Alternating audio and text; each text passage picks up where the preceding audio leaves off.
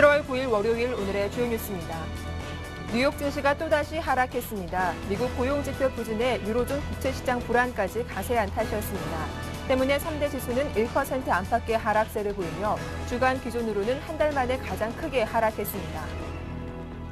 유럽 증시도 하락 마감했습니다. 스페인 국채금리가 불안한 가운데 미국 고용지표도 3개월째 부진한 모습을 보인 것이 악재로 작용했습니다. 영국이 0.56% 하락했고 독일과 프랑스 증시가 1% 후반의 낙폭을 보였습니다. 미국의 고용지표 부진과 유럽 재정 위기에 대한 우려로 국제 유가는 하락했습니다. 전날보다 2달러 77센트 떨어진 배럴당 84달러 45센트에 거래를 마감했습니다. 미국의 6월 취업자 수가 10개월 내 최저 수준을 기록했습니다. 6월 실업률은 8.2%로 전월과 같은 수준을 유지해 개선 기미를 보이지 않는 등 고용지표가 부진해 경기에 대한 우려를 높이고 있습니다. 스페인 국채금리가 장중 7%를 돌파하는 등 유럽 채권 시장에 다시 공포가 엄습했습니다. 지난달 말 EU 정상들이 합의한 유로존 채무 위기 해결 방안의 이행 여부가 불투명해졌기 때문입니다.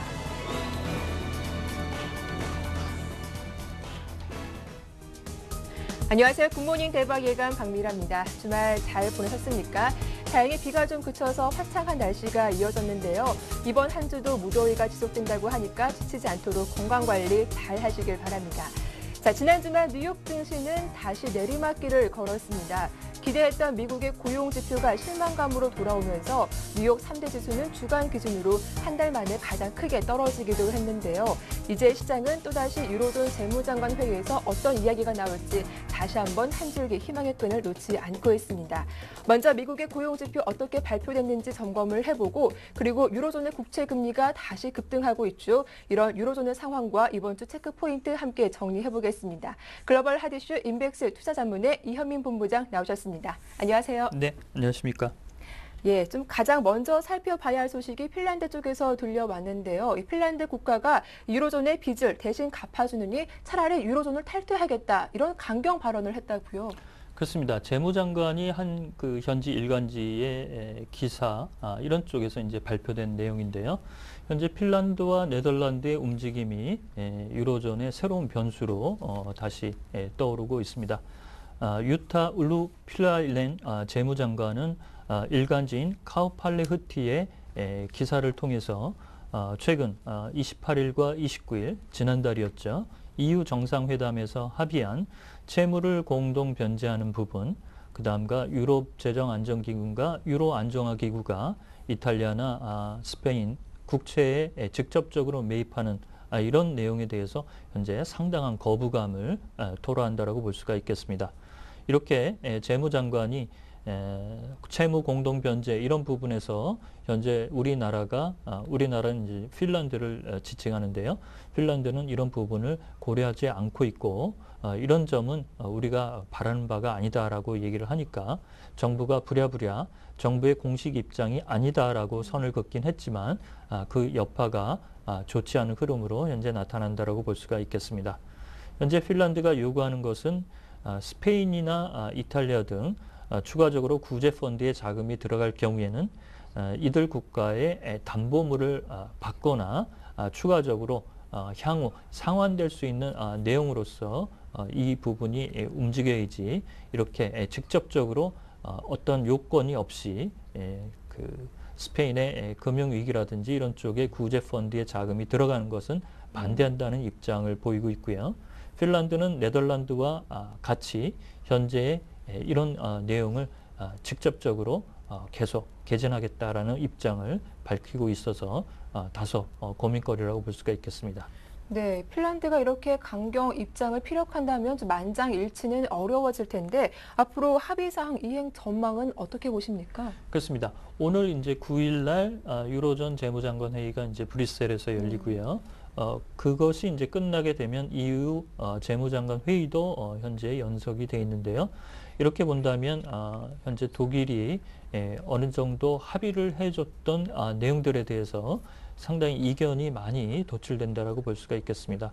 현재 스페인과 이탈리아는 28일과 29일 지난달 EU 정상회담에서 합의된 내용을 준용하자라는 입장을 현재 강하게 토로를 하고 있지만 네덜란드와 현재 핀란드가 여기 강하게 반발을 하고 있고 특히 북유럽 국가인 룩셈부르크나 오스트리아가 향후 어떤 그 방향으로 이 내용에 대해서 코멘트가 나올지 이런 부분도 좀 다시 봐야 될 부분이라고 볼 수가 있겠고요. 지난번 슬로바키아가 그 구제 펀드 이런 쪽에 의회 승인을 부결시킨 그 전력이 있습니다. 그래서 이른바 유로존의 경제 규모가 작은 국가들 이런 쪽들도 현재 탐탁치 않은 부분이 나올 수 있는 잠재적인 요소라고 볼 수가 있겠습니다. 네, 이어서 미국의 고용지표 짚어보도록 하겠습니다. 미국의 이 실업률이 8.2%로 여전히 위험 수준인 8%를 웃돌고 있습니다. 또한 신규 고용 증가도 예상치 좀 부족한 그런 모습이었는데요. 이렇게 되다 보면 자연스럽게 추가 양적 완화에 대한 기대감도 높아질 것 같아요. 어떻게 보시나요? 그렇습니다. 고용지표는 ADP 고용지수, 네. 그다음에 신규 실업수당 신청 건수 이쪽은 좋았습니다. 그렇지만 그 다음에 나온 수치들은 별반 좋지가 않았는데요. 6월의 실업률, 지난주에 가장 미국 증시가 관심을 가졌던 내용이라고 볼 수가 있겠습니다. 5월 수치인 8.2%에서 변동이 없었습니다. 특히 6월의 신규 고용 수치는 8만 명 증가에 그쳐서 시장 예상치인 10만 명을 현재 밑돌고 있는 수준이고요.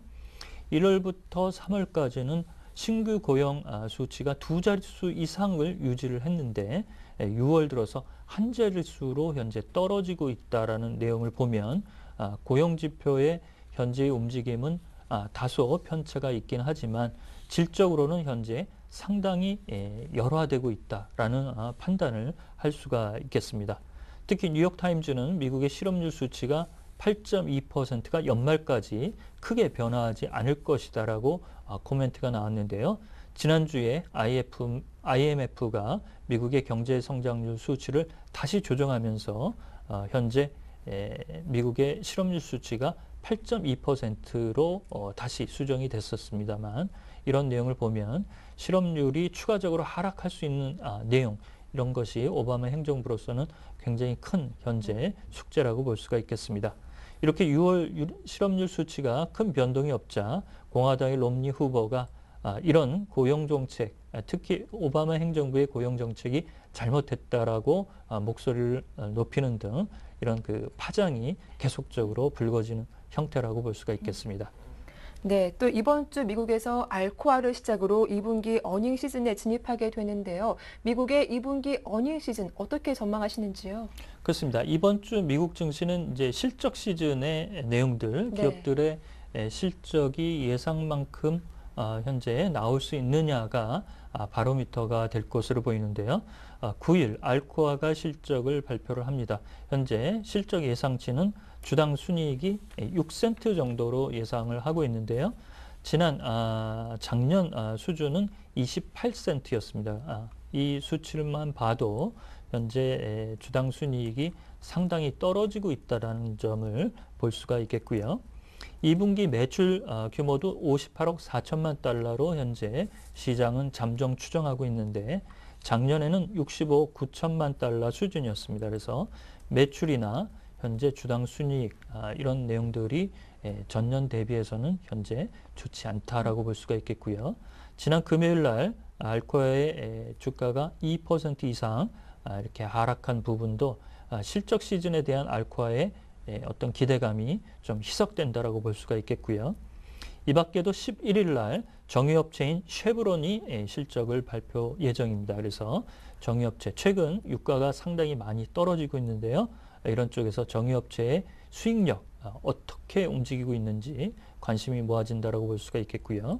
13일에는 JP모건이 실적 발표가 현재 대기 중입니다. 그래서 지난 파생상품 해지 거래에서 약 20억 달러의 손실이 났었고 제이미 다이먼 회장이 2분기에 이 내용을 계상하겠다라고 얘기를 했는데요. 어느 정도까지 현재 손실이 계상이 될지 이 부분도 상당히 은행주 실적에 그 영향을 미칠 수 있는 기제라고 볼 수가 있겠습니다. 네, 또 그리스가 이제 긴축의 속도를 낼 것으로 보여지고 있죠. 다만 긴축 이행 요건을 2년 더 연장해달라 이런 말을 했다고요. 그렇습니다. 지난주에 트로이카 실사에서는 네. 특별히 얘기를 하지 않았습니다만, 의회를 통해서 이제 간접적으로 이런 그 2년 연장 내용을 현재 총리가 발표를 했는데요. 안토니스 사마라스 총리는 의회 연설을 통해서 현재 그 유로존 회원국들이 가지고 있는 특히 그리스가 현재 구제금융에서 요건으로 가지고 있는 내용들을 2년 정도 더 연장해 줄 것을 요구를 했고요. 이런 내용들은 그 2년 연장을 해줄 경우 추가적으로 이 약속을 이행하겠다라는 조건까지 현재 덧붙인 상황입니다. 특히 사마라스 현재 총리는 경제 상황이 그동안 악화됐고 연정 구성이 실패하면서 한 달간의 그 시간이 흘러가면서 더 악화됐다는 점을 현재 토로하고 있고요. 채권단이 이런 부분에서 전향적인 입장을 현재 나타내 줄 것을 얘기를 하고 있습니다만 현재 가용현금이 크지 않다는 점, 이런 점에서 목소리가 아주 크다라고 볼 수는 없겠습니다. 이달 말에 트로이카와 구제금융 이행 요건을 재논의하고 있는데 예상이 되고 있는데요. 트로이카 쪽에 직접적으로 현재 심기를 건들지 않으려는 총리의 움직임이 의회 쪽에서 이런 내용이 토로됐다라고 볼 수가 있겠습니다. 네, 또 국제통화기금 IMF가 조만간 세계 경제 성장 전망을 낮출 것이다라고 발표하기도 했는데 아무래도 시장이 좀 부담스러운 재료가 될 수 있을 것 같아요. 그렇습니다. 그렇지만 이 내용은 네. 현재 미국뿐만이 아니라 유럽 쪽, 특히 유로존 국가들 이런 쪽들은 어느 정도 현재 이미 내용이 나온 상태이기 때문에 앵커께서 말씀하신 대로 부담이 되는 얘기이긴 하지만 시장 충격은 어느 정도 흡수할 수 있을 것으로 판단을 할 수가 있겠습니다. 이달 중에 새롭게 수정된 경제성장률 수치, 특히 세계 경제성장률 수치를 내릴 것으로 예상이 되는데요. 지난 4월 달 수치는 3.5%로 제시가 됐었습니다만 이것이 좀 더 내려갈 것으로 얘기를 하고 있고요. IMF는 고용과 제조업 경기, 투자 모두 현재 일제히 좀 좋지 않은 상황이 최근 몇 달간 크게 나타나고 있고 특히 인도나 브라질, 중국 등 이머징 마켓의 현재 경제 상황이 상당히 어려워지고 있다라는 점을 현재 지적을 하고 있습니다. 지난주에 중국이 은행의 그 금리를 또 내린 바가 있는데요. 이런 이머징 마켓이 경착륙이 아닌 연착륙으로 안착할 수 있을지가 이제 IMF의 커다란 관심사라고 볼 수도 있겠습니다. 예, 가뜩이나 유로존 문제로도 좀 머리가 아픈데 이런 세계 경제 성장률 전망치가 하향 조정된다면 이 시장에 미치는 영향은 또 어떻습니까? 그렇습니다. 이머징 국가가 흔들린다고 한다면 더 이상 이제 기댈 데가 없고요. 미국의 경제 성장률 수치는 현재 크게 나아지지는 못할 것이라고 IMF는 이미 발표가 하고 있는데요.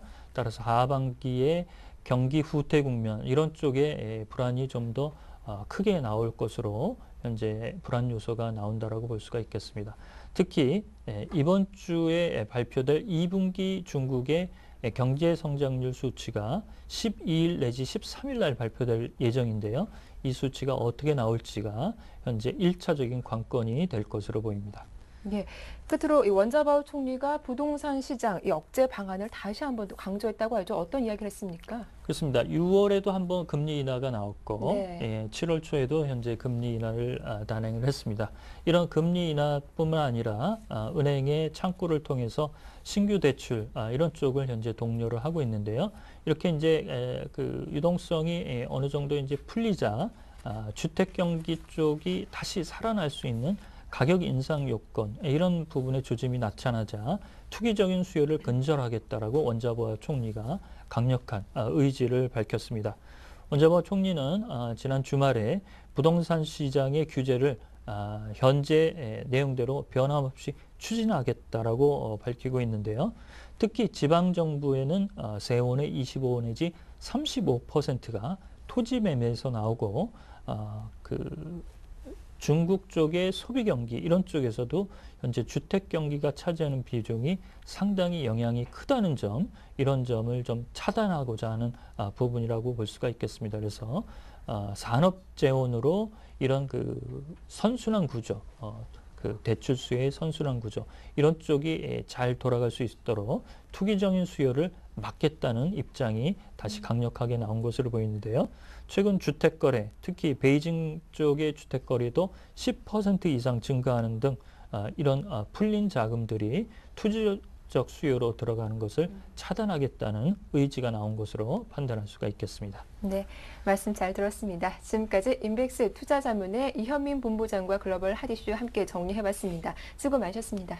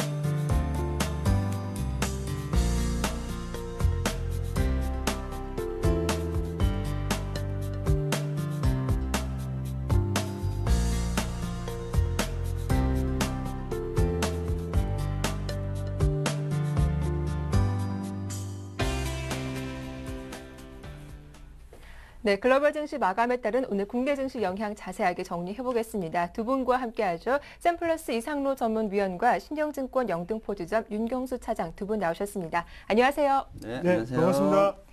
예, 지난 주말 뉴욕 증시는 기대했던 고용 지표가 좀 부진하게 발표되면서 큰 하락폭을 보여주기도 했습니다. 오늘 아무래도 국내 증시에 좀 반갑지 않은 재료가 될 것 같은데 이상로 전문위원이 국내 증시 어떤 영향을 미치게 될까요? 네, 일단은 뭐 다우 증시를 한번 보시더라도 일단 미국의 고용 지표 부진 자체를 들 수가 있겠습니다. 그래서 뭐 발표가 된 게 이제 비농업 부분인데요. 그 부분을 보시면 일단은 시장이 예상할 때는 뭐 10만 명이 늘어날 것이다 그렇게 집계를 했었지만 8만 명에 그쳤다. 그래서 생각보다 강하게 움직이지는 않고 있습니다. 그래서 쉽게 회복은 되지 않고 있고 대신 회복세는 있다는 거는 알고 계시면 좋겠습니다. 그래서 부정적인 시각보다 그래도 그나마 긍정적인 시각으로 바라보시자 말씀을 드리겠고요. 또 하나 이슈를 한번 좀 들어보시면요. 일단은 스페인 국제금리 급등이 있겠죠. 그래서 10년물 국채금리 같은 경우에 7%에 육박했다고 했는데 이거는 어떤 걸 뜻하냐고 한번 분석을 한번 해보시면요. 일단은 우리가 위험 수치로 매길 때 7% 이상이 되면 그때는 위험하다고 말을 많이 합니다. 그 부분까지 또다시 이제 육박했다는 것은 그만큼 금융권 자체에서 분위기는 아직까지 안 좋다. 그렇게 보시는 게 좋겠고요. 그래서 안에 내용을 한번 보시면 일단은 고용지표 부진을 많이 생각을 하실 겁니다. 하지만 일단은 오바마 대통령도 재선을 좀 노리고 있죠. 그런 부분에 있어서 어느 정도는 고용지표가 가장 중요하게 차지하는 부분이기 때문에 거기에 대해서 완만한 회복세라도 회복이 될 때까지는 어느 정도 미국 정부에서도 노력을 할 것이라는 점을 좀 들 수가 있겠고요. 그래서 국내 시장에 한번 보시면 일단은 제가 생각했을 때는 1900선 정도에서 실적주하고 이제 실적이 안 나오는 주식하고 좀 갈릴 것이라고 생각을 했었는데요. 아직 그 부분까지 못 올라가고 난 다음에 지금 좀 꺾이는 모습이 나오고 있습니다. 그래서 단기적으로 좀 조정이 나오지 않을까라는 조심스럽게 한번 예측을 한번 해보겠고요. 그래서 지금 같은 경우에는 좀 실적이 나오는 종목에 어느 정도 염두를 두셔야 되고 그래서 포트폴리오 같은 것을 짜시더라도 그때는 조금 빠르게 매매를 좀 하는 습관을 좀 가지셔야 될 때라고 말씀을 드리겠습니다. 그래서 아직까지 100%를 주식을 하시긴 좀 그렇고요. 그래서 80%를 계속 유지를 하시자 그렇게 말씀을 드리겠습니다. 예, 단기 조정은 좀 불가피하겠다라는 말씀을 해주셨는데요. 그렇다면 윤경수 차장님, 지난 금요일 국내 시장 좀 정리를 해보겠습니다. 코스피 지수가 좀 나흘 만에 파란불이 들어왔죠. 여러 호재들은 참 많았는데 말이죠. 네, 맞습니다. 호재가 많았는데도 불구하고 좀 하락으로 마감을 했다 이렇게 볼 수가 있겠는데요. 결론적으로 말씀드리면 호재가 좀 악재가 되는 뭐 이런 현상이라고 볼 수가 있겠죠. 왜냐하면 미리 주가는 뭐 우리가 알고 있다시피 주가는 미리 선반영한다 이런 내용들이 있기 때문에 이런 호재들에 대해서 미리 선반영했다 내지는 이런 호재들에 대해서 정말 이렇게 안 좋은가라는 이런 인식들이 다시 부각되면서 주가를 하락으로 이끌었다 이렇게 볼 수가 있겠습니다. 중국이나 유럽 주요 나라들이 금리를 인하했음에도 불구하고 주가가 하락을 했다 이런 내용은 아까 말씀드렸던 그 정도로 경기가 안 좋은가 그래서 이런 금리도 인하하고 이런 내용들이 나오는 것이 아닌가 하는 우려가 좀 더 나왔기 때문에 그래서 그리고 주가에는 미리 이런 내용들이 선반영됐다 그래서 주가를 하락으로 이끌었다 이렇게 볼 수가 있고요. 코스피가 전일 대비 17.29포인트 내린 1858.20으로 장을 마쳤습니다. 기관 외국인, 개인 이렇게 돌아봤을 때 개인과 외국인은 좀 매수세를 보여줬고요. 특히 외국인은 큰 매수세는 보여주지 않았기 때문에 아무래도 이런 부분들은 조금은 우리가 눈여겨봐야 된다 이렇게 볼 수가 있고요. 기관이 좀 매도세를 보여주면서 하락으로 이끌었다 이렇게 볼 수가 있겠습니다. 코스닥 역시도 좀 마찬가지인데요. 코스닥도 7거래일 만에 하락으로 장을 마감을 했죠. 전 거래일보다 0.03% 빠진 497.21로 마감을 했습니다. 역시 코스닥은 좀 다른 모습을 보여줬습니다. 기관이 외국인과 개인의 매도세를 좀 받쳐주긴 했지만 아무래도 강한 매도세를 받쳐주지는 못했다. 이런 모습을 보여주면서 좀 하락으로 이끌었다 이렇게 볼 수가 있겠는데요. 전체적으로 보면 말씀드렸듯이 금리 인하라는 그런 호재에도 불구하고 주가가 하락을 이끌었다는 것은 아무래도 이런 불안감을 조금 더 조성을 해줬다 이런 내용들이 볼 수가 있겠습니다. 하지만 우리 이상로 위원님 말씀처럼 당분간의 조정이다 이렇게 볼 수가 있겠는데요. 왜냐하면 각국 중앙은행들이 좋은 정책들을 계속 펼치고 있고 중국이 금리를 인하했다는 얘기는 그만큼 유동성을 확보했다는 얘기이기 때문에 네. 그 유동성을 확보한 자금을 또 소비로 눈을 돌리기 때문에 이런 부분들은 단기간의 내용이다 이렇게 보시면 될 것 같습니다. 예, 그렇다면 이어서 지난 금요일자 업종별 흐름도 한번 정리를 해볼 텐데요. 코스피 쪽에서는 어느 업종이 좀 강했고 어느 업종이 약했습니까? 네, 아무래도 지난 삼성전자가 실적 발표를 했죠. 실적 발표 이후에 이제는 실적장으로 조금은 바뀌고 있다. 이렇게 볼 수가 있겠는데요. SK하이닉스 지난번에도 계속 말씀드렸는데 삼성전자와 손바꿈을 보이고 있다. 이런 내용들을 계속 말씀드렸는데 SK하이닉스가 흑자 전환 뭐 이런 좋은 실적을 내놓으면서 추가적으로 상승을 계속하고 있습니다. 또 IT에 대한 또 다른 눈으로 또 다른 핵으로 떠오르면서 SK하이닉스가 계속 상승을 보여주고 있고요.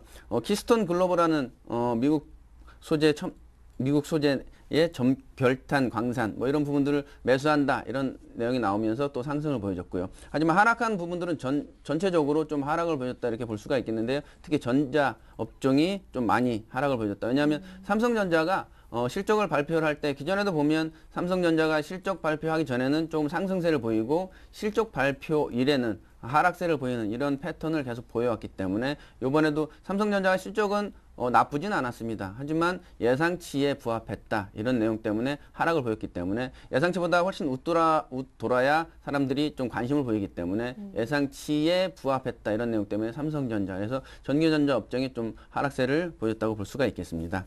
또 코스닥으로 좀 돌아가면요. 코스닥은 여러 가지 내용들 중에 테마주를 좀 관심 있게 볼 수가 있겠는데요. 박근혜 위원이죠. 지난번 대선 출마 얘기가 나오면서 박근혜 관련주들이 급등을 하는 모습을 보였습니다. 아가방 컴퍼니, 뭐 보령 메디앙스, 이런 뭐 IMBC도 또 추가적으로 첨부되면서 상승을 보여줬다 이렇게 볼 수가 있고요. 방송통신도 관련돼서도 상승세를 보여줬는데요. 방송통신위원회가 무선국에 부과되는 전파 사용료를 3년간 면제하겠다 이런 소식이 나오면서 방송통신 관련주도 좀 상승세를 보여줬고요. 하지만 아이비전이 하락을 했고 온세통신은 상승세를 유지하면서 좀 상승세로 갔다 이런 부분들이 있고요. 또 지금 모바일 게임 관련돼서 상승세를 보여주고 있는데 왜냐하면 게임주 관련주들이 아무래도 경기 방어적 성격을 띠고 있고 그리고 새로운 게임을 계속 개발하고 있고 하지만 지금은 삼성 갤럭시 S3가 나오면서 조금 판매가 부진하긴 해서 이런 부분들은 게임 업종에는 별로 그렇게 좋은 소식은 아니긴 하지만 온라인 업종보다는 그래도 모바일 게임 업종들이 상승세를 보여주면서 게임 업종들이 상승세를 보여주고 있다. 그래서 JCE가 모바일 게임 성장 기대감에 또 최근 최고가를 경신을 했고 이런 부분들을 감안한다면 경기 방어적인 성격 그리고 어떤 이런 새로 진출되는 업종들 이런 부분들을 조금은 지금은 봐야 되지 않을까 이렇게 볼 수가 있겠습니다. 예, 알겠습니다. 이렇게 또 코스피 코스닥 흐름 정리를 해봤습니다. 앞서도 박근혜 테마주가 좀 강한 모습을 보여줬다라고 말씀하셨는데요. 이상로 전문위원님, 그렇다면 좀 구체적으로 종목으로는 어떤 종목들이 있습니까? 예, 일단 뭐 박근혜 테마주 네. 자체가 지금 10일 날 뭐 영등포 스퀘어에서 발표를 한다고 했죠. 대선 출마 선언을 한다는 소식이 있었는데 그 부분 자체가 금요일 날 어느 정도 상승이 이끌었고요. 그래서 안에 종목들 한번 보시면 일단은 최근 들어서 이슈가 되는 종목은 이제 IMBC가 있겠죠. IMBC 같은 경우에는 이제 정수정학회에서 이제 MBC 지분을 30% 보유하고 있다는 소식에 의해서 IMBC가 신규적으로 박근혜 테마주에 편입이 됐습니다. 편입이 되고 난 다음에 강한 모습을 보이고 있는데요. 그 IMBC뿐만 아니라 지금 같은 경우에는 아가방 컴퍼니라든지 아니면 이지 같은 종목 그런 종목도 좀 괜찮고요. 그리고 지금 아가방 컴퍼니 같은 경우에 정책적인 면이 좀 맞물리고 있지 않나 그렇게 보시는 게 좋겠습니다. 그래서 후반기로 갈수록 정책적인 면이 부각이 되기 때문에 아가방 컴퍼니 같은 종목 같은 경우에도 대장주로 갈 수 있는 확률이 좀 있다 그렇게 말씀드릴 수가 있겠고 뭐 다 아시다시피 이지 같은 종목군은 이제 박근혜 친인척 관계죠. 그만큼 또 가까운 관계이기 때문에 추가적인 상승을 노릴 수도 있다고 보시면 좋겠고 그래서 뭐 차트적으로 한번 보시더라도 일단은요 단기적으로 보시면 일단 아가방 컴퍼니 같은 경우에도 단기적인 박스권이 지금 돌파하고 올라가는 흐름입니다. 그래서 두 번의 조정을 거치고 세 번째 요번에 강한 돌파가 나왔고요. 밑에 거래량 또한 그만큼 많이 붙는 모습을 확인하실 수가 있겠고 그리고 이지 같은 종목 같은 경우에는 거의 지금은 다 뚫혔습니다. 박스권 자체가 뚫히고 난 다음에 올라가는 모습이기 때문에 이런 종목들은 좀 강하게 시작을 좀 할 수가 있습니다. 그래서 강한 시작을 좀 노릴 수가 있는 부분이고요.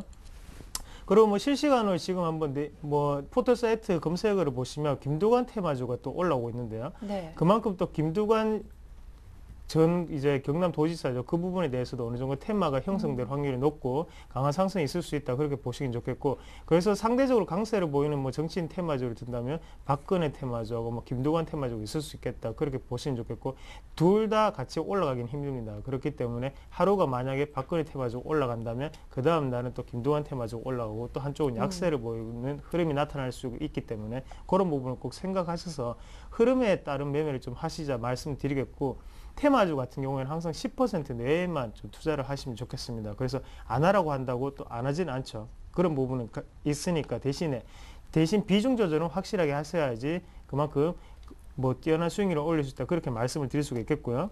그리고 또 JC라는 종목을 또 들 수가 있겠습니다. 그래서 안에 내용을 한번 보시면 일단 매출액 자체가 하루에 1억 2천만 원 정도가 매출이 난다는데요. 지금 매출액 자체가 1억 8천만 원 선까지 올라왔다고 보시면 좋겠고 그리고 해외 서비스를 하게 된답니다. 그래서 일본에는 이미 진출을 했었고요. 그리고 추가적으로 대만이나 그리고 지금 같은 경우 중국 쪽으로도 추가적인 신규 런칭 서비스가 들어갈 수 있다. 그렇게 보시면 좋겠고요.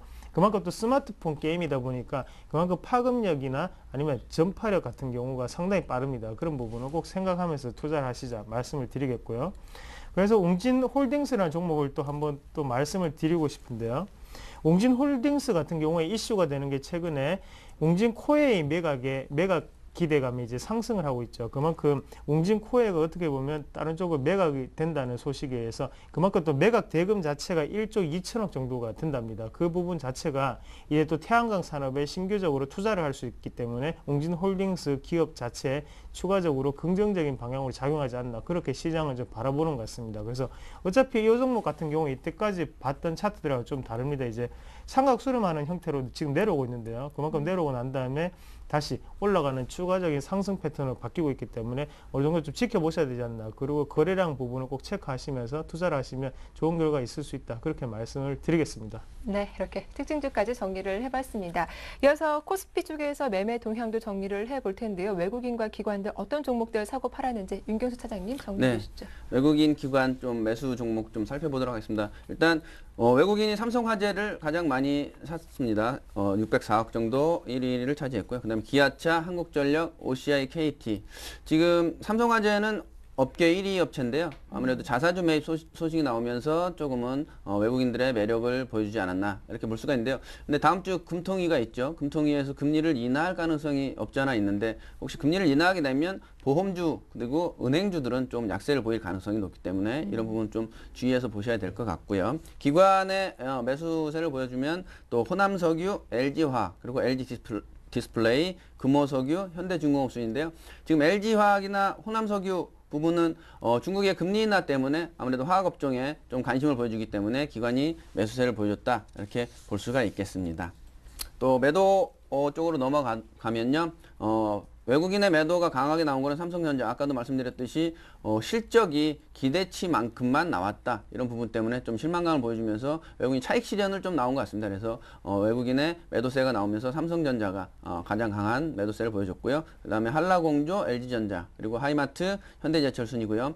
기관의 매도로 좀 넘어가 보면 기관은 기아차, 현대차 그리고 한국타이어, 삼성 SDI 그리고 CJ제일제당 이런 부분들은 아무래도 차익 실현이라고 볼 수가 있겠습니다. 자동차주 그동안 너무나 많이 올라왔기 때문에 기관이 보유했던 자동차주에 대한 매도를 좀 보여주고 있다. 그래서 이 부분은 좀 차익 실현이다 이렇게 좀 보시면 될 것 같습니다. 네, 이어서 이상로 전문위원이 코스닥 쪽 매매 동향도 짚어봐 주시죠. 네, 코스닥 쪽 매매 동향 한번 보시면요. 일단은 외국인 순매수 종목부터 한번 살펴보시겠습니다. 그러면 다음이라든지 파트론 그리고 메디포스트 그리고 테라세미콘 그리고 컴투스 같은 종목들이 눈에 띄는데요. 그만큼 지금 같은 경우에 안에 보시면 IT 부품 업종이 많고요. 그리고 다음이나 뭐 컴투스 같은 경우에는 또 지금 같은 경우는 뭐 스마트폰 게임주라든지 아니면 인터넷 서비스 업종이죠. 그런 부분은 꼭 참고하셔서 한번 보셔야 된다. 그래서 지금 시장은 개별주 위주로 움직이는 시장이라 말씀드릴 수가 있겠고요. 그래서 다음이나 파트론 같은 종목은 꾸준히 뭐 계속적으로 말씀을 드렸습니다. 그리고 꾸준히 또 거론되는 종목들이고요. 그래서 파트론 같은 경우에는 카메라 모듈 부분이 있겠고요. 그리고 다음 같은 경우에는 지금 런던 올림픽 수혜주다. 그렇게 보시는 게 좋겠습니다. 그래서 이 두 가지 종목 정도는 어느 정도는 좀 주목해서 보셔야 되지 않나. 그래서 일단은 큰 흐름 자체가 지금 나오지 않지만 그만큼 지금 밑에서 하방에서 어느 정도 매직 구간이라고 생각을 하시고요. 그렇게 한번 바라보시면 좋겠다. 그래서 말씀을 드리는 거고. 그리고 기관에서 또 지금 순매수 종목을 한번 보시면요. 뭐 넥스콘테크라든지 서울반도체 그리고 OCI 머티리얼즈 같은 종목들이 있는데요. OCI 머티리얼즈는 조금 눈여겨보셔야 되는 구간이다. 그렇게 말씀을 드리겠고 CJ 오쇼핑도 마찬가지고요. 그런 구간은 좀 생각을 하시자 말씀드리겠습니다. 그리고 뭐 순매도 종목으로 넘어가서 보시면 원익 IPS 같은 종목은 꾸준히 계속적으로 매도가 좀 나오고 있는 상태죠. 그런 부분을 꼭 참고를 하셔서 뭐 매도가 계속적으로 나온다는 거는 그만큼 누군가는 받고 있지만 또 누군가는 팔고 있다는 거가 되겠죠. 반증이기 때문에 원익 IPS 같은 경우에는 순매수 구간 자체가 어느 정도는 좀 영역권으로 접어들고 난 다음에 투자를 하시는 게 좋지 않겠나 그렇게 말씀을 드리겠습니다. 네.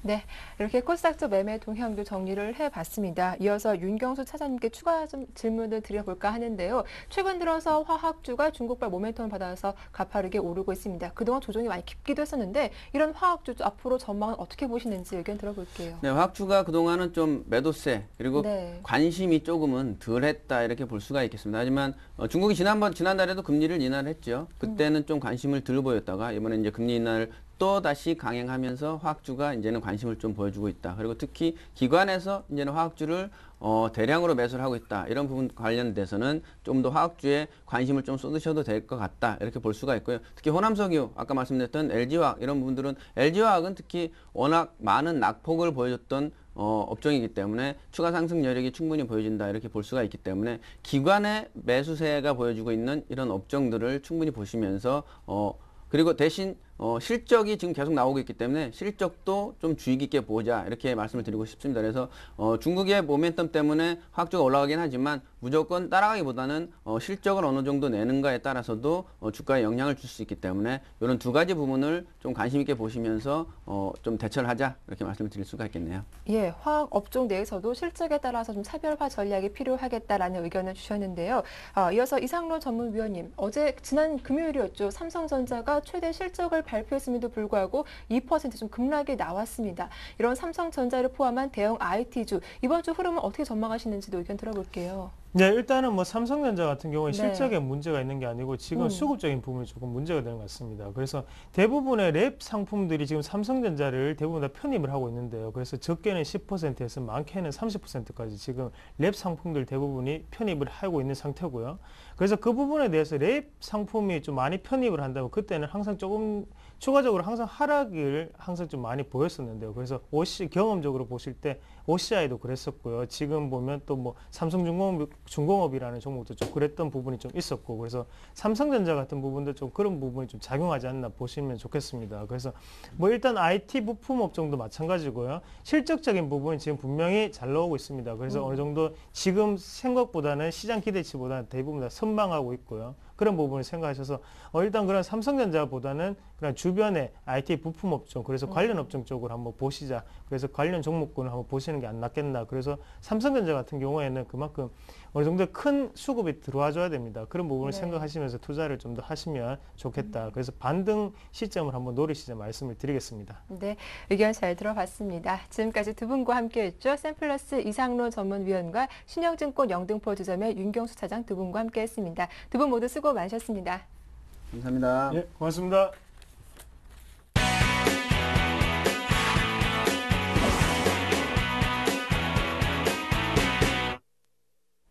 네, 전일장 이슈를 보였던 종목을 찾아보고 자세한 매매 전략도 들어보도록 하겠습니다. 샘플러스 김형근 전문위원과 함께하죠. 안녕하세요. 네, 안녕하세요. 예, 먼저 살펴볼 종목은 어떤 종목입니까? 예, 전일 이제 삼성전자가 우리 실적 가이던스를 발표를 했는데, 상당히 우리가 이제 관심을 가지고 있었던 만큼, 기대치가 좀 사실은 뭐 낮춰진 상태였죠. 그래서 6조 8천억이라는 영업이익을 좀 발표를 했는데, 괜찮은 실적을 발표를 한 거죠. 뭐 분기 최대치 그런 좋은 실적을 발표를 했는데, 그럼에도 불구하고 주가는 좀 부진한 그런 좀 하락을 하는 모습이 나타났었는데요. 바로 이제 직접적인 원인은 이제 외국인들의 어떤 매도세라고 좀 봐야 되겠습니다. 앞으로 삼성전자에 대한 그러한 전망을 보면 상당히 뭐 갤럭시 S가 판매를 좀 호조를 보이고 있고, 앞으로 그렇다면 스마트폰 점유율은 지속적으로 또 확대가 될 것이고, 그러면서 마케팅 비용 자체도 지출의 최소화가 되기 때문에 영업이익도 좀 개선이 되고, 1월이라고 사실은 하반기로 갈수록 전망이 되고 있습니다. 그리고 플렉서블 OLED 출시도 임박을 앞두고 있는 상태고요. 그래서 앞으로 이제 3분기 하반기를 보자면 현재 상태에서 좀 투자자분들께서 삼성전자를 과연 뭐 우리가 일전에 한 4월 달 정도였죠. 140만 원을 찍으면서 200만 원 간다 막 이러한 전망도 나왔었고 리포트가 나오는 그런 흐름 속에서 주가가 오히려 이제 꺾이는 그런 모습이 나타났는데요.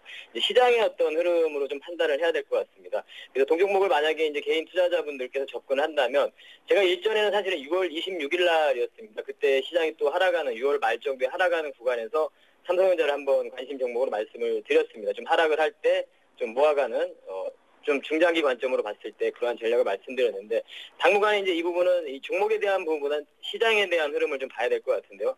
앞으로는 좀 이러한 낙폭 과대한 종목들에 있어서 최근에 뭐 화학주나 이런 흐름들을 봤을 때 낙폭 과대한 종목들, 업종들을 별로 이제 순환되는 그러한 장세가 좀 나타나리라고 예상이 됩니다. 그렇다면 이러한 종목들, 그 중에 물론 이제 삼성전자나 이런 종목 IT나 자동차 쪽도 하락 이후에 또 반등이 나오는 이러한 흐름들이 나타날 거라고 예상이 되는데요. 그 부분이 좀 반복되다 보니까 어떤 종목을 좀 보유하고 있기에 상당히 좀 답답하고, 투자자들 입장에서는 답답하고, 또 앞으로 어떻게 이게 지속성이 될 것인가 이러한 의구심도 들기도 하고 상당히 좀 어려운 구간이 전개될 거라고 생각을 합니다. 한 7월달, 8월달 정도까지는 그러한 시장이 예상이 되고 있습니다. 그래서 이러한 종목들을 앞으로 좀 단기적인 어떠한 좀 삼성전자를 단기적인 매매하기는 조금 부적절하다고 생각을 하고요. 그래서 긴 시각에서 여러분들이 판단을 하시자면 중장기 관점으로 보자면 접근이 가능하다고 생각을 하고 있습니다. 하지만 한 가지 단서를 좀 달아드리자면, 지금 200일선 장기 이평선이 좀 이탈되는 흐름이 나타난다면 그때는 일단 한 발 조금 빠져나오는 이러한 전략적인 부분을 좀 말씀을 드리고 싶고, 그러한 시기가 온다면 우리 시장도 약간은 다시 한번 1800선을 좀 위협을 하고, 다시 한번 만약에 1800선을 좀 위협하게 된다면 그때는 조금은 또 이탈되는 그러한 또 어려운 구간이 나타날 수 있기 때문에 장기 이평선을 기준으로 해서 그런 대응 전략을 좀 말씀을 드리고 좀 긴 시각으로 바라보자 이렇게 해서 삼성전자에 대해서 말씀을 좀 드리도록 하겠습니다. 예, 알겠습니다. 다음 살펴볼 종목은 또 어떤 종목인지요? 예, 전일에 또 상승에 좀 힘이 강했던 SM이라는 종목을 말씀드릴 텐데요. 네. 이 종목 또한 제가 6월 19일 날 관심 정보로 좀 말씀을 드렸던 종목인데 그 이후에도 뭐 괜찮은 흐름이 나타나고 한 2주 이상의 어떤 옆으로의 단기 박스의 흐름을 보여준 이후에 그 부분을 또 강하게 돌파해주는 그런 흐름이 나타났습니다. 예전에 이제 소개를 해드릴 때 이 동종목의 어떤 수익성 부분에 대해서 말씀을 드렸는데 한 가지 더 이제 추가적으로 말씀드린 부분이 바로 이제 그 음원 시장에 대한 어떤 성장 부분인데요. 국내 디지털 음원 유통 환경이 지금 개선되고 있는 부분에 좀 주목을 할 필요가 있을 것 같습니다. 문광부에서 이제 음원 가격 징수제 변경 발표를 좀 했는데요. 2013년도 내년 1월 달부터 적용이 될 예정이죠. 최저 음원 다운로드 가격이 60원에서 100원으로 큰 폭으로 좀 증가가 될 전망입니다. 그리고 3분기부터 해서 국내에서 이제 아이튠즈 서비스도 시작이 예정이 되고 있기 때문에 애플 같은 경우는 국내 신곡을 지금 0.99달러에 좀 판매를 할 것으로 이렇게 전망이 되고 있는데요. 국내 신곡 개별 다운로드 요금이 600원인데 거기에 한 2배 수준에 해당하는 가격이죠. 그래서 앞으로 어떤 이런 유통의 어떤 개선 부분, 이 부분을 좀 주목을 좀 할 필요가 있고 최근에 또 이슈가 됐던 좀 종목인 SMCNC라는 우회상장 SM의 어떤 그 드라마 사업부를 우회상장한 그러한 기업이죠. 이 부분을 통해서 이제 하반기부터 해서 드라마 사업도 또 시작을 할 부분 그러한 예정이기 때문에 그러한 주가 상승에 또 모멘텀이 있다 이렇게 좀 판단을 하고 있습니다. 그래서 현재 조금 올랐지만 그래도 현재 가격에서 다시 한번 또 접근도 가능하지 않나 이렇게 판단을 하고요. 매수가를 좀 말씀을 드리면 저희 종가 이하에서 55,000원부터 저희 종가 사이에서 매수 가격을 말씀드리고 목표가는 저번에 제가 소개해드렸던 부분보다 좀 높여서 한 단계 좀 높여서 55,000원 이렇게 제시해드리고 손절가는 47,500원 이렇게 제시해드리도록 하겠습니다. 네, SM 대응 전략 잘 들었습니다. 고맙습니다. 네, 감사합니다. 네, 지금까지 샘플러스 김현근 전문위원과 전화 통화해봤습니다.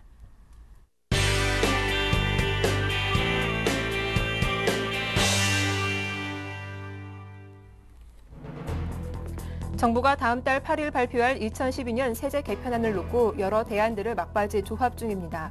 특히 성직자에 대한 소득세 과세는 법령에 명시할 가능성이 한층 짙어지고 있습니다. 컨트롤 타워가 사라지면서 정부의 경제 정책들이 겉돌고 있습니다. 경기 진단부터 처방까지 제각각 다른 소리를 내고 있다 보니 경기 부양과 통화량 관리에 대해서도 상이한 처방을 내놓고 있습니다. 실손 의료보험의 보장 범위가 줄어들 전망입니다. 보장되는 진료비가 90%에서 80%로 축소되고 갱신 주기도 3년에서 1년으로 바뀔 것으로 보여 가입자 부담은 늘어날 것으로 보입니다. 세계 중앙은행들이 경기 부양 모드에 돌입한 가운데 미국의 6월 고용 지표가 예상보다 부진하게 나타남에 따라 미 연방준비제도 이사회가 추가 양적 완화를 실시할 것이라는 관측이 확산되고 있습니다.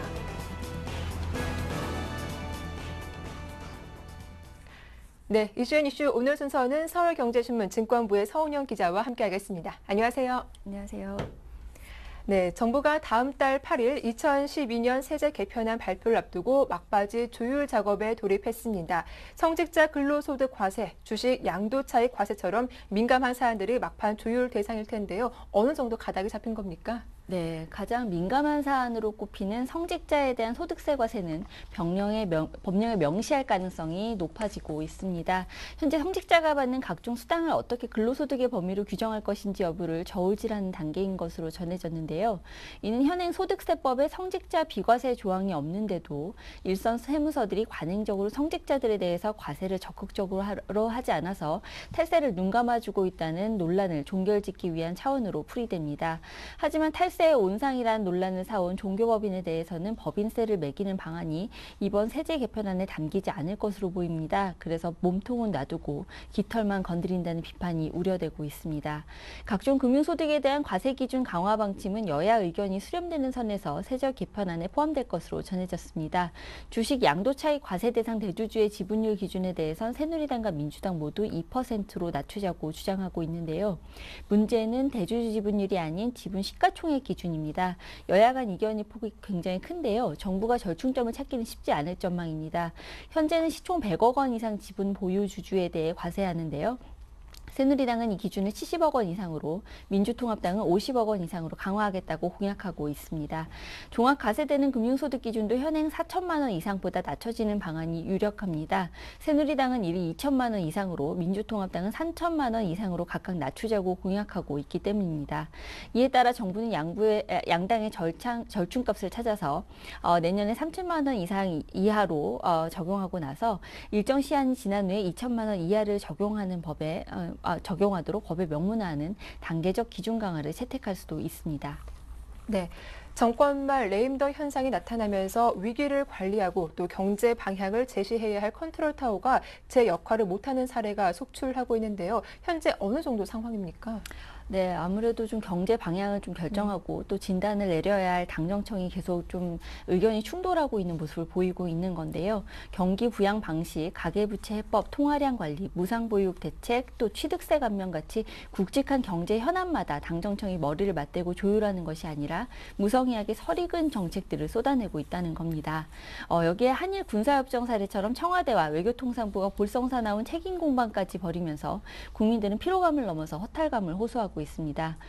단적인 사례를 꼽자면요. 김석동 금융위원장과 박재환 기획재정부 장관이 전혀 다른 경제 진단을 내놓고 있는 상황입니다. 김석동 위원장은 지난달 4일 간부회의에서 유럽 재정위기는 대공황 이후 가장 큰 경제적 충격이다. 또 위기 대비 태세를 한층 강화해야 한다고 발언을 했었는데요. 이에 대해서 또 한국경제의 조타수인 박재환 장관은 사흘 뒤에 위기관리대책회의에서 한국 경제는 위기 대응 능력이 크게 강화돼 대외 충격을 무리 없이 흡수할 수 있을 것이다 라는 다소 낙관적인 전망을 내놓기도 했습니다. 이렇다 보니 아무래도 부처별로 처방이 상이할 수밖에 없겠죠. 실제 가계부채 해법을 놓고 널뛰기 발언이 이어지고 있습니다. 권혁세 금융감독원장은 사전 채무조정을 독려하고 재정 투입도 필요하다고 목청을 높였던 반면에 김석동 위원장은 사전 채무조정을 강요해서는 안 되며 재정 투입도 바람직하지 않다고 맞받아치고 있습니다. 시중은행과 금융권 당연히 혼란스럽겠죠. 또 영유아 무상보육 대책은 경제정책 난백상의 결정판으로 꼽히는데요. 새누리당이 내년부터 0에서 5세 무상보육을 줄기차게 부르짖고 있는 데 대해서 김동연 재정부 2차관은 0에서 2세는 선별 지원해야 한다고 언급하는 등 당정이 정책 불신을 부추기고 있습니다. 네, 다음 소식입니다. 현재 정부가 개정을 추진 중인 보험업 감독 규정 보장 범위를 줄이고 보험료 갱신 주기를 단축하는 방안이 포함될 가능성이 높다고 하는데요. 실손 의료보험에 가입하셨거나 또 가입하실 시청자분들은 귀 기울여 보셔야 할 것 같습니다. 어떤 내용들이 개정안에 담기게 됩니까? 네, 우선 좀 요약해서 말씀을 드리면요. 우선 실손 의료보험의 보장 범위가 진료비의 90%에서 80%로 축소될 전망입니다.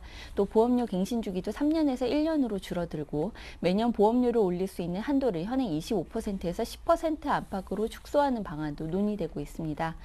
우선 보장 범위가 줄어드는 것은요. 자기부담금이 늘어나기 때문인데요. 자기부담금은 건강보험 지급분을 뺀 진료비 가운데 가입자가 부담해야 하는 돈입니다. 2009년 9월까지 팔린 실손 의료보험 상품에는 자기부담금이 없지만 이후에 팔린 상품은 자기부담금을 10%로 정했습니다. 하지만 개정안 시행 이후 판매하는 상품은 이를 20% 정도로 늘리는 방안이 검토되고 있습니다.